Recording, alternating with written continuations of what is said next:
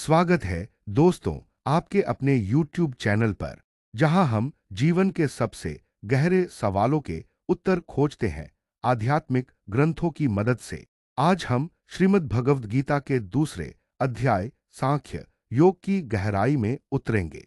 एक ऐसा अध्याय जो केवल युद्धभूमि में खड़े अर्जुन के लिए नहीं था, बल्कि हर उस व्यक्ति के लिए है जो जीवन में द्वंद्व, भ्रम और दुख से जूझ रहा है। पृष्ठभूमि: श्रीमद् भगवद गीता का दूसरा अध्याय तब शुरू होता है जब अर्जुन युद्धभूमि में अपने स्वजनों को देखकर विचलित हो जाता है। उसके हाथ कांपने लगते हैं, धनुष गिर जाता है और वह युद्ध से पीछे हटना चाहता है। उसकी यही स्थिति है शोक, मोह और भ्रम। और ठीक इसी क्षण शुरू होता है भगवान श्री कृष्ण का दिव्य उपदेश। यह अध्याय केवल अर्जुन का मार्गदर्शन नहीं है, बल्कि हर उस मनुष्य के लिए उत्तर है जो जीवन के कठिन निर्णयों से जूझ रहा है। आत्मा का अमृत: श्री कृष्ण अर्जुन को सबसे पहले आत्मा का ज्ञान देते हैं। वे कहते हैं, न त्वेवाहन जातु नासन न त्वन नेमे जनाधिपा। अध्याय 2 श्लोक 12। अर्थात न तो मैं कभी नहीं था, न तुम और न ये राजा, हम सब पहले भी थे, अब भी हैं और आगे भी रहेंगे। कृष्ण यह समझाते हैं कि शरीर नश्वर है लेकिन आत्मा अमर है। वह कभी ना जन्म लेती है, न मरती है, वह केवल शरीर बदलती है। जैसे मनुष्य पुराने वस्त्र उतार कर नए पहनता है, यह ज्ञान हमें मृत्यु के भय से मुक्त करता है। प्रमुख श्लोक: न जायते मृते वा कदाचिन। आत्मा न कभी जन्म लेती है और न कभी मरती है। धर्म और कर्तव्य का संदेश: कृष्ण अर्जुन से कहते हैं कि तू एक क्षत्रिय है, तेरा धर्म है युद्ध करना, अन्याय के विरुद्ध खड़ा होना। यदि तू अपने कर्तव्य से विमुख होता है तो यह केवल पाप नहीं बल्कि आत्मवंचना होगी। श्लोक 31-33 में कृष्ण स्पष्ट कहते हैं कि युद्ध तेरे लिए स्वर्ग का द्वार है, कर्तव्य से विमुख होना पाप है। यहाँ पर जो संदेश है वह हम सब के लिए है।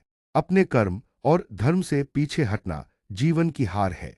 कर्मयोग, निष्काम कर्म का संदेश। अब आता है गीता का सबसे प्रसिद्ध भाग, कर्म का सिद्धांत। श्री कृष्ण अर्जुन से कहते हैं, कर्मण्येवाधिकारस्ते मा फलेषु कदाचन।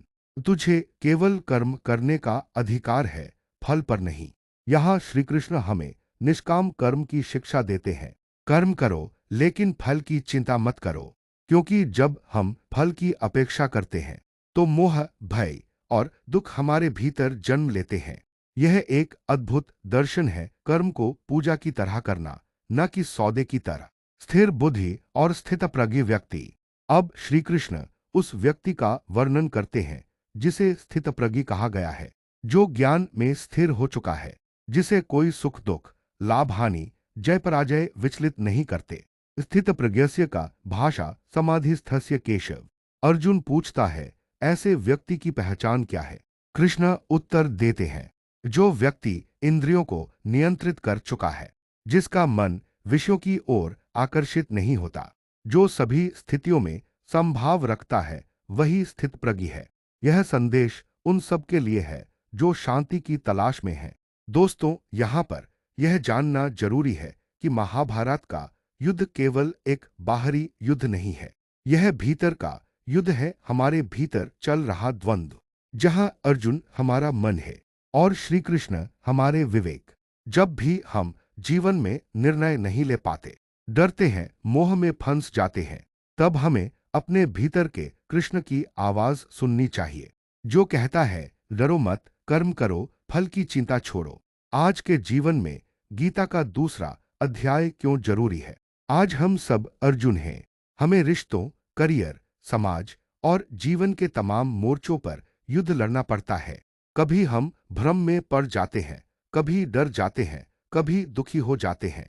ऐसे समय में गीता का यह अध्याय दीपक बन सकता है। यह हमें बताता है कि आत्मा अमर है, इसलिए मृत्यु का भय त्यागो, कर्तव्य से पीछे मत हटो, कर्म करो लेकिन फल की अपेक्षा मत रखो, स्थिर चित्त बनो, मोह और लोभ से ऊपर उठो, जीवन को युद्ध की तरह लड़ो लेकिन विवेक और धर्म के साथ। तो दोस्तों, यदि आप कभी भी जीवन में भ्रम, भय या दुख से घिरे हों, तो गीता के दूसरे अध्याय को पढ़िए। कृष्ण का यह उपदेश सिर्फ अर्जुन के लिए नहीं था, यह आप और मेरे लिए था। अगर आपको यह वीडियो पसंद आया हो तो इसे लाइक करें, शेयर करें और चैनल को सब्सक्राइब करें। कमेंट में लिखिए, क्या आपने कभी जीवन में गीता के इस ज्ञान को महसूस किया है?